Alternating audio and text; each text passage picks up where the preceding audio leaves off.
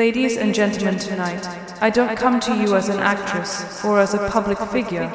I come as a global citizen, as someone who's seen the pain of conflict from afar and up close. It began like many nights in that part of the world, tense, uncertain, heavy with the weight of history.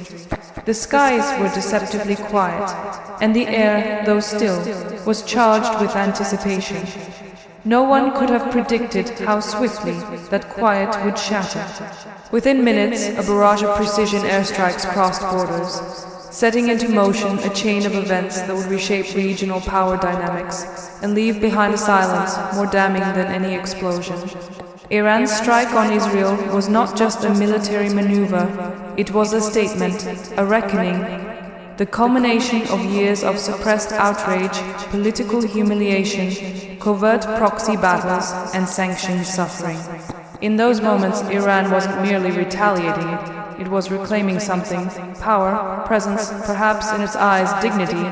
The world has seen its share of conflict, but this was different. This wasn't chaos for chaos' sake. It was a calculated message, aimed not just at Israel, but at every capital that had ever underestimated what could happen when anger simmers long enough to become resolve. What happened that night was the kind of moment that redraws maps, not in ink, but in fear.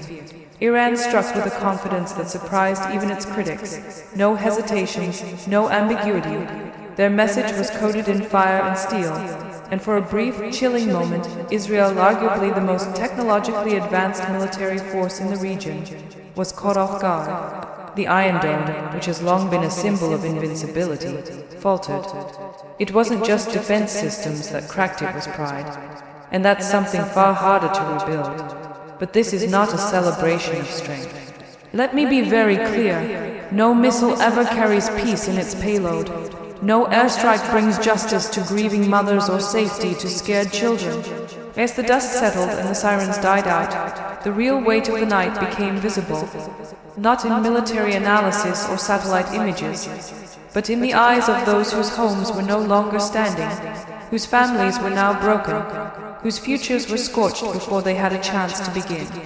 And while that reckoning unfolded in real time, broadcast, dissected, debated, something else unfolded in parallel, the world's reaction, or rather the lack of one. No urgent summits, no firm condemnations. Just a dull thud of carefully worded statements, filtered through diplomatic neutrality and political self-interest. Countries that had long championed freedom and justice suddenly found themselves unsure of what to say, or perhaps unwilling to say anything at all. What was that silence if not consent? What was that hesitation if not complicity? For years, many nations have profited, economically, politically, even morally, off of the imbalance in the Middle East, selling weapons to both sides, preaching restraint while arming aggression. That night, Iran called the bluff, and Israel was forced to confront something it hadn't in decades. Not just physical vulnerability, but symbolic defeat. That kind of blow is not measured in craters. It's measured in perception, in morale, in the shift of how a nation sees itself, and how the world sees it. This moment was never about just two nations. It was about the larger stage, about alliances built on fear, not trust, about histories never reckoned with, and traumas passed down like inheritance. It was about every time justice was delayed in the name of politics, every time voices cried out from rubble and were drowned in the language of diplomacy. It was about every life lost to strategy, and it was about the world's comfort in watching it happen, again and again, from a safe distance. But perhaps the cruelest irony of all is this, that amid the missiles and the fire, the world missed the most important part of the story, the people. Not the power players, not the generals or the ministers, but the civilians. The ordinary men and women whose only mistake was living on the wrong side of a border that someone else drew. The families who will spend years rebuilding homes, and even longer trying to make sense of the fear that lives in their children's dreams. The fathers who buried sons, the mothers who sat beside hospital beds praying for miracles no one ever promised them. As Iran flexed its muscle and Israel scrambled to respond, we were all reminded of something we so often forget. Pride, once wounded, does not heal with retaliation. It festers, it deepens, and when nations act from pride, it's always the people who pay the highest price. So yes, the night Iran struck may have crushed Israel's pride, but it also revealed something far more devastating, that in a world so interconnected, so loud about justice and human rights, silence remains our greatest weapon, and far too often, our most comfortable one. Power, when it collides with power, creates not just destruction, but distortion.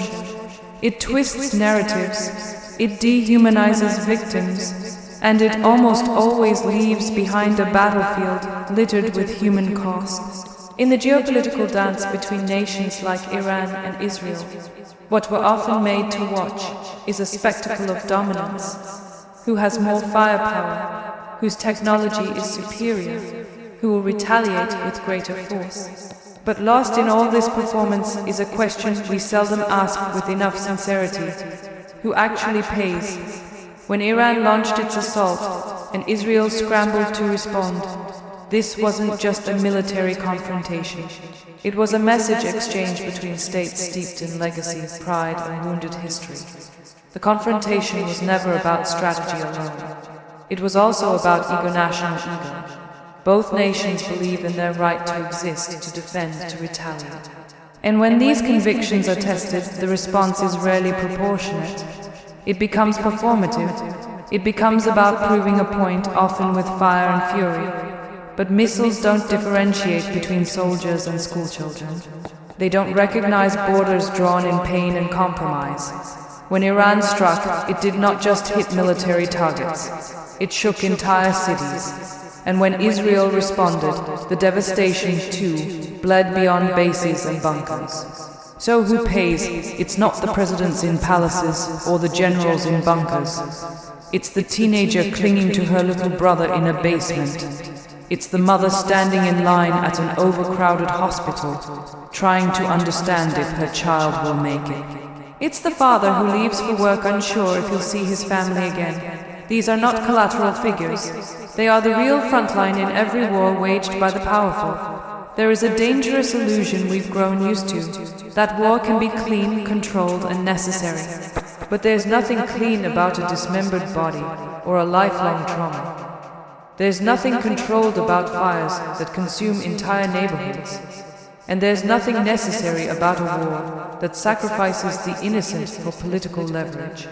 Power may sit in boardrooms and ministries, but pain, real, unfiltered pain, lives in the streets, in the shelters, in the ruins of lives once whole.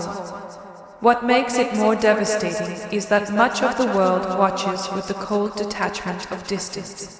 Some find comfort in blaming one side or the other, forgetting that blame doesn't bring back the dead. Others see it all as part of the complexity of the region, as if complexity justifies inaction or erases accountability. But complexity should never paralyze our humanity. We cannot let geopolitics make us numb to suffering. Consider for a moment the child in Gaza, in Tel Aviv, in Tehran, who has no concept of the maps adults argue over, who only knows that the night sky lights up and the ground shakes and the people they love disappear. What narrative justifies that? What defense policy, what intelligence report, what historical grievance? There is none. And yet we continue to tolerate it, even normalize it. As long as the powerful keep clashing, the powerless keep paying. And that is a moral failure, not a strategic one. The truth is, these confrontations are never really balanced. Even when two militaries face each other, the damage always tips toward the vulnerable. Wealthier nations rebuild faster. They have allies, backup systems, international clout. But poor communities, refugee populations, minority sects, they're left with ashes and a long, lonely road to recovery. They have no podiums, no platforms. Their stories are not headlines. They're footnotes, background noise in the roar of nationalistic rhetoric. Power also has the ability to silence. After the dust settles, governments shape the narrative. They justify, they deflect, they promise, but rarely do they take responsibility for the pain they've caused, and rarely are the people who suffered given a voice. There are commissions and investigations, but justice, that's a luxury, and mourning, that's done in private, in crowded cemeteries, in prayer halls, far from cameras and politics. Yet, there is something even more dangerous than bombs: indifference. The moment the global community accepts these clashes as routine, as inevitable, it opens the door to more suffering. When the powerful face off, the world must not simply observe. It must intervene, speak up, bear witness, and push for peace not as an ideal, but as a non-negotiable. Otherwise, we become part of the machinery that allows such cycles to continue. So yes, Iran struck. Yes, Israel responded.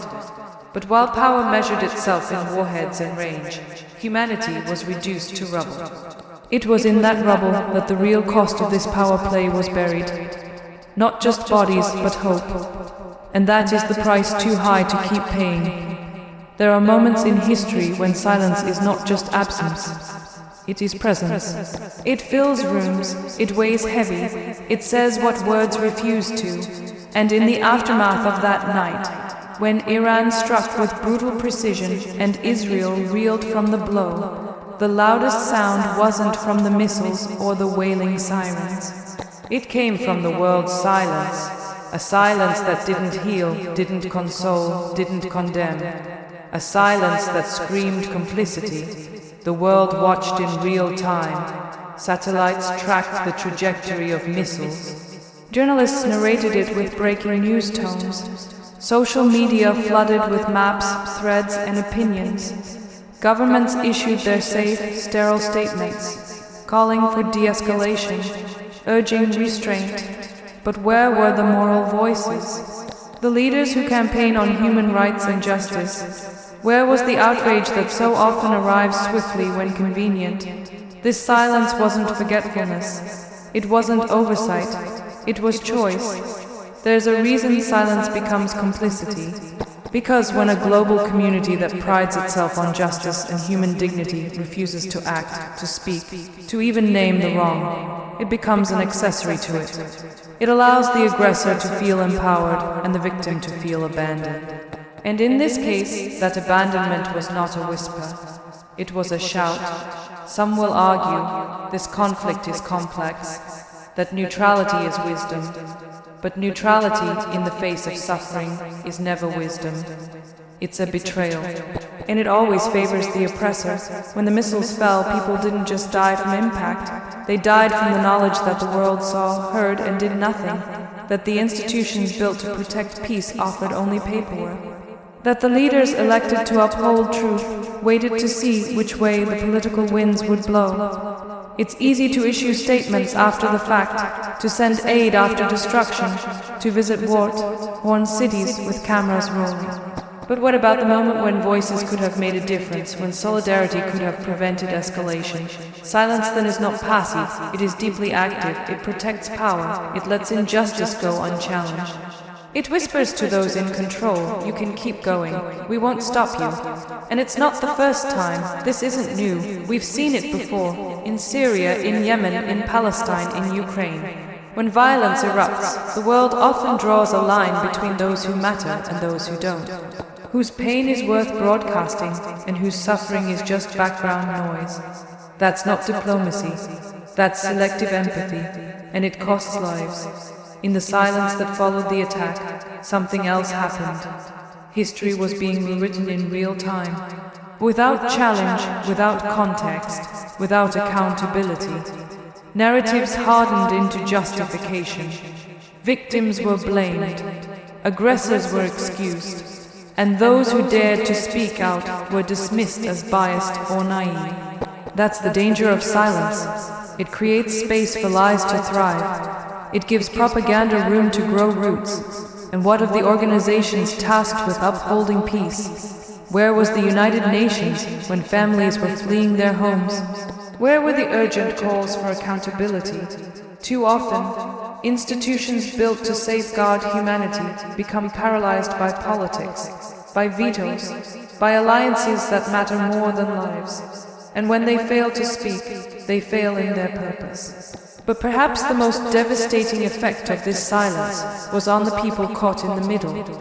Imagine waking up to a sky lit by explosions and realizing the world is watching, and still you're alone. Imagine running to a shelter, holding your children, and hearing not just the bombs, but the silence beyond your borders.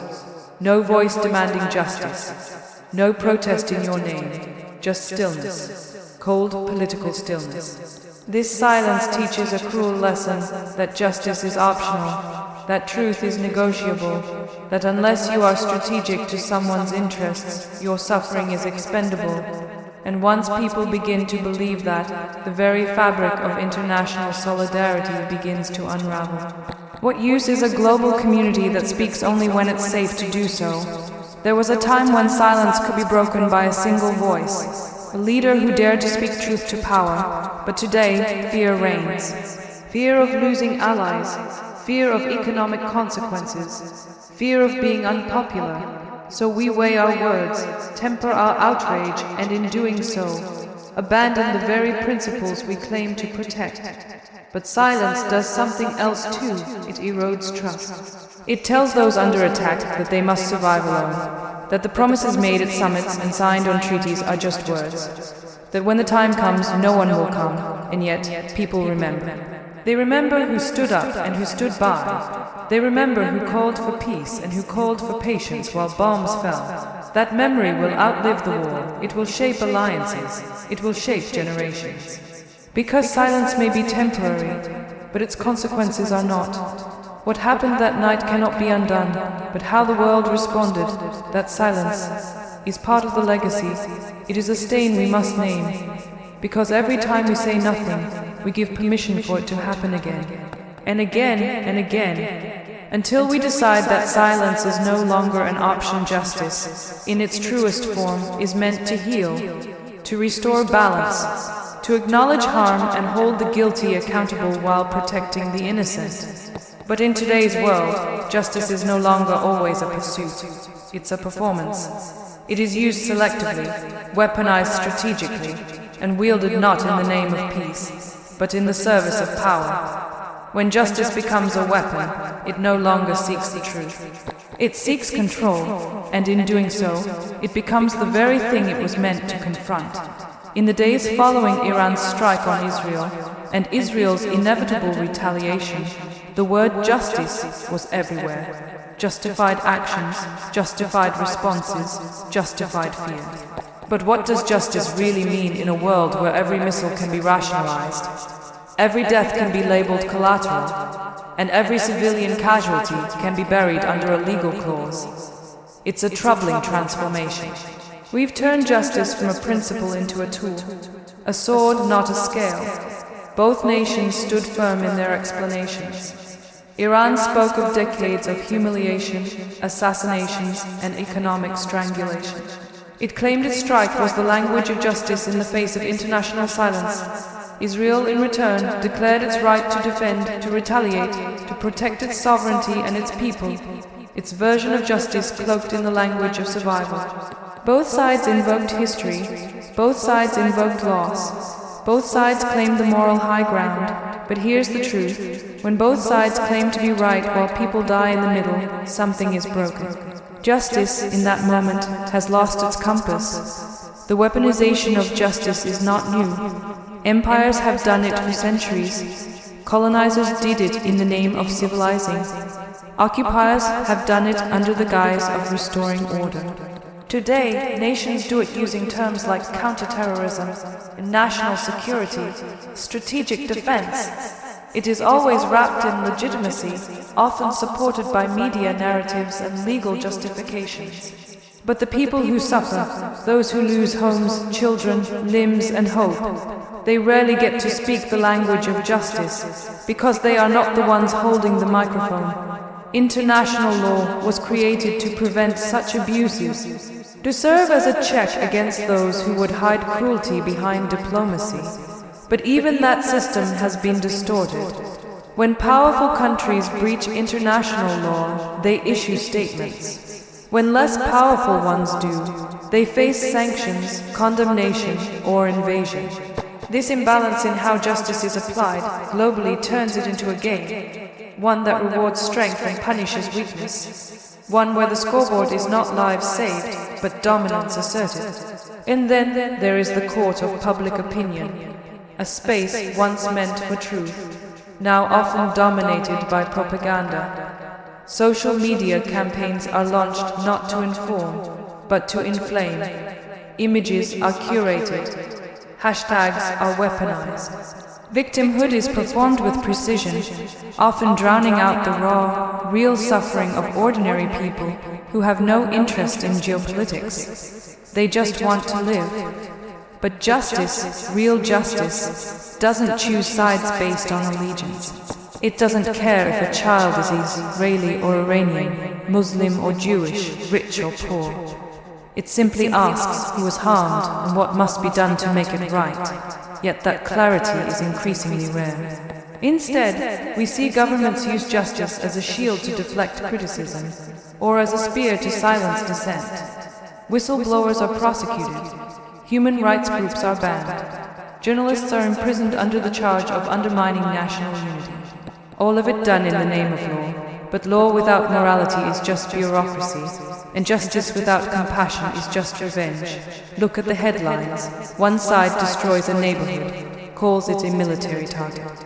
The other launches drones, calls it resistance. Civilians die and leaders hold press conferences.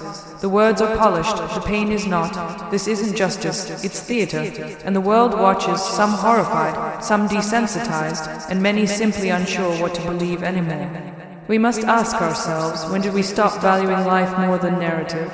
When did we allow justice to be something you win instead of something you pursue?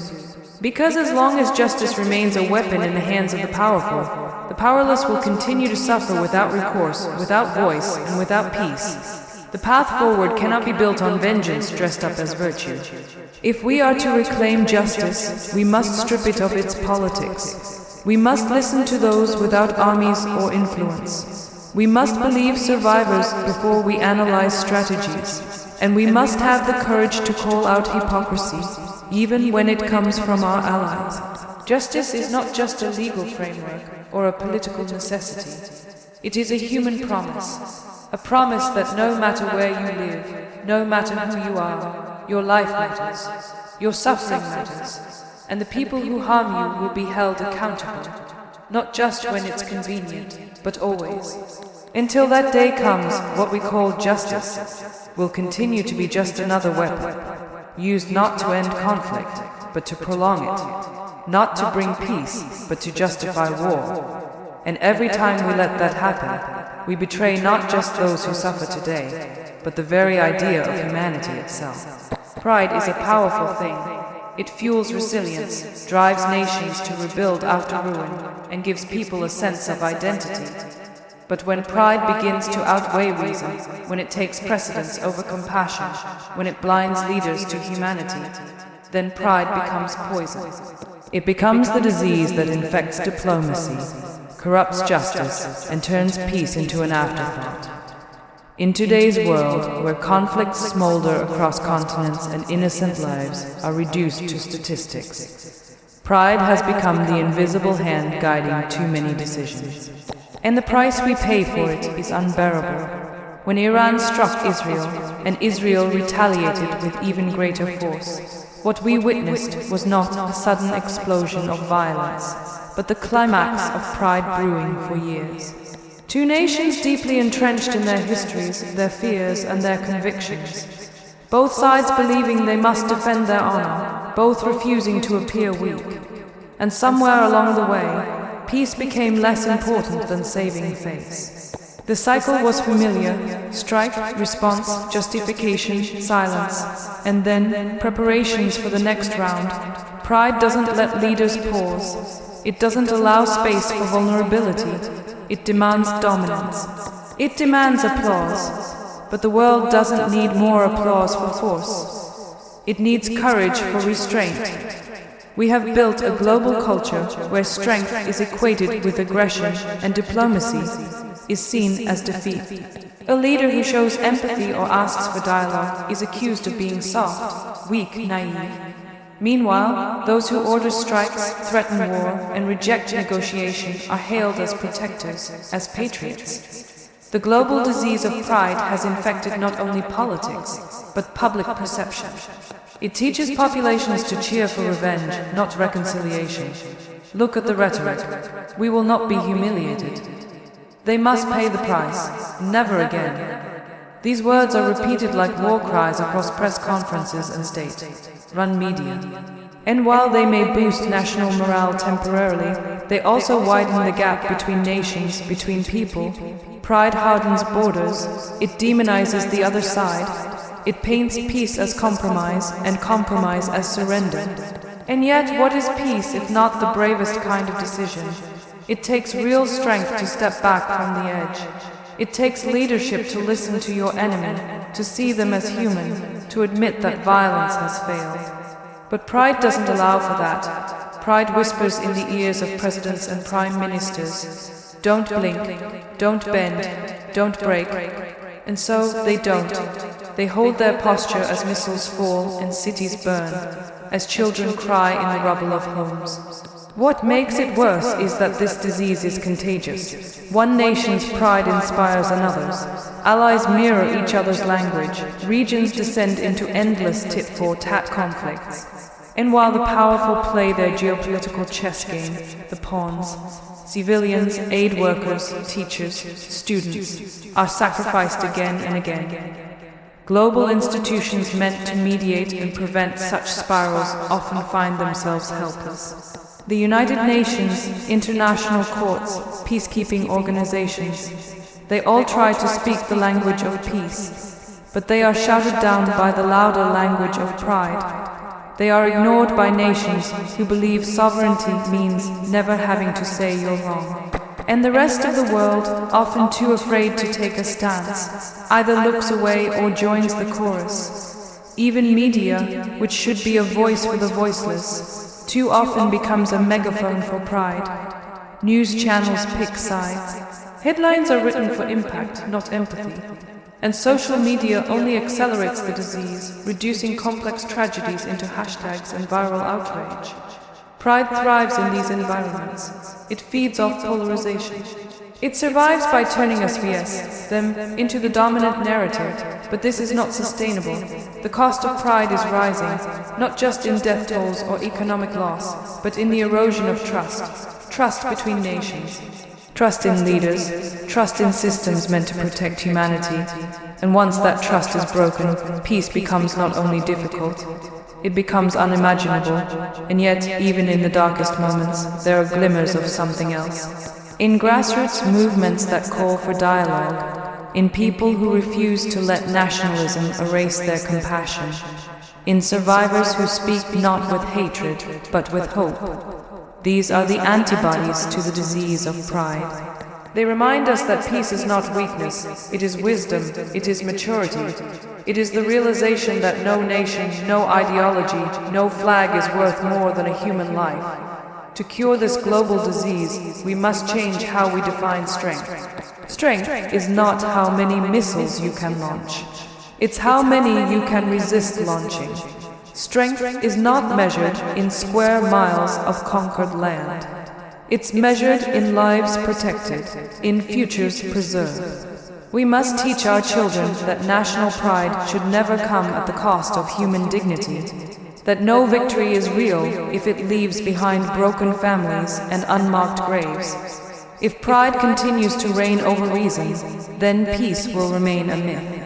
But if we begin to choose humility over hostility, empathy over ego, then perhaps one day we'll look back and wonder why we ever believed that pride was worth more than peace. My hope is not just a wish, it is a defiance. A resistance against the numbness that creeps into our hearts every time we see a city in flames and change the channel. Every time we scroll past the image of a weeping mother holding her child's lifeless body. Every time we hear of a ceasefire that came too late, long after the damage was done. My hope is a rebellion against a world that keeps waiting for war before it speaks, that waits for death to outnumber diplomacy, that waits for violence to become unavoidable before it raises its voice. Why do we always wait? Why do we need to see broken buildings, bloodied streets, and refugee camps before we care? Why must the cries of the suffering become deafening before the world listens? My hope is for a world that doesn't ask tragedy to prove itself.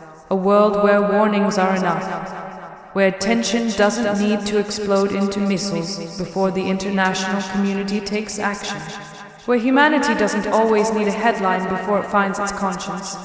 We live in an age of intelligence. Smartphones, satellites, instant alerts. We know where conflicts are brewing. We know when rhetoric turns dangerous, when borders are being militarized, when negotiations are failing. And yet, silence. Not because we don't know what's coming, but because we choose to wait. We wait until it's no longer theoretical, until children are buried, until hospitals are overwhelmed, until enough people have died to make it uncomfortable. This silence before the storm is the most dangerous silence of all. It creates a false sense of safety. It makes diplomacy reactive rather than preventive. It allows aggressors to believe they have time, space, and impunity. It turns international institutions into emergency rooms instead of preventative clinics. My hope is that one day, diplomacy will act like a heartbeat, constant, steady, and sustaining life, not like a defibrillator used only in crisis. And this hope is not naive. It's not utopian. It's necessary, because the cost of waiting is growing. Every time the world waits, the wars become uglier, the divisions become deeper, the solutions become more complex. My hope is for a world that doesn't let problems fester until they explode. A world where we recognize that peace is not passive, it is proactive. It is the relentless pursuit of understanding, of listening, of stepping into discomfort before it becomes disaster. Imagine if we applied this thinking beyond governments, into our communities, our cultures, our relationships. What if we addressed racism before it erupted into riots? What if we addressed injustice before it spilled into the streets? What if we taught our children how to manage conflict before they were old enough to vote? My hope is for a world where we don't treat conflict like a surprise, but as a signal that we failed to intervene when it was still possible to change course. And yes, I know that peace is hard, it doesn't get ratings, it doesn't trend, it doesn't make for dramatic speeches or patriotic fervor, but peace doesn't have to be loud to be powerful, it just has to be consistent. It has to be chosen every day. By leaders, by institutions, by ordinary people who refuse to accept that war is inevitable. My hope is that leaders will stop using war as the language of strength, that they'll stop waiting for provocation to prove their resolve, that they'll see more honor in a treaty than in a strike, that they'll be remembered not for how many enemies they defeated, but how many lives they saved. My hope is for leadership that leads with empathy, not ego. And I hope for a media that tells the story of peace with the same intensity it tells the story of war. That highlights negotiations, not just invasions. That celebrates courage in the form of compromise, not just combat. That reminds us constantly that peace is not the absence of war. It is the presence of justice, equality, and dignity. My hope also lives in the people. The teachers who choose to educate their students about the humanity of the other side. The artists who create works that remind us of our shared pain and joy. The activists who refuse to stay silent even when their voices shake. The mothers who teach their children that empathy is strength, not weakness. My hope is stubborn. It does not die in the face of cynicism. It does not surrender to statistics or history. It believes deeply that humanity is still capable of learning from its pain, that we do not have to keep repeating the same patterns, mourning the same losses, rebuilding the same cities only to destroy them again. And finally, my hope is that one day, the silence before war will be replaced by voices. Not voices of fear or blame, but of prevention, voices that act early, that show up before the missiles launch, that care before the funerals, that listen before the screams. My hope is for a world that no longer waits to speak until it's too late. Because when we stop waiting, we start healing. Let this night be remembered not just for missiles and shame, but for what we failed to do. Because every time we stay silent, we tell the world that peace is negotiable. And it's not, it never should be, thank you.